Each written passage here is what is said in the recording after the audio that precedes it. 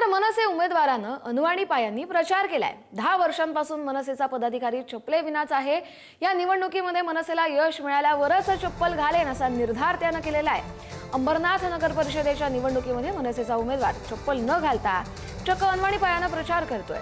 कडक उन्हात देखील याच अनवाणी पायानं अविनाश सुरसे हा आपला प्रचार करतायत। सुरुवातीला अंबरनाथ नगर परिषदेमध्ये मनसेचे 6 नगरसेवक होते, त्यानंतर त्यांची संख्या 2 वर आली। त्यामुळे आता पालिकेमध्ये या निवडणुकीमध्ये मोठ्या प्रमाणात यश संपादन करू आणि त्यानंतरच चप्पल परिधान करेल असा पण आता सुरसे यांनी केलाय।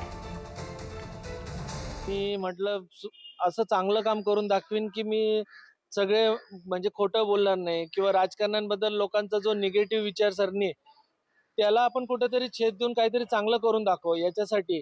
आणि दुसरी गोष्ट, आमचे त्यावेळेस मनसेचे 6 नगरसेवक होते आणि नंतर दुसऱ्या वेळेस 2च आले। मग त्यावेळेस आम्ही शपथ घेतली होती असं चांगलं काम करून दाखवू की आमचे हे 6चा आकडा पार करून त्याच्यापेक्षा जास्त गेला पाहिजे, तोपर्यंत चप्पलच घालणार नाही अशी शपथ घेतली होती।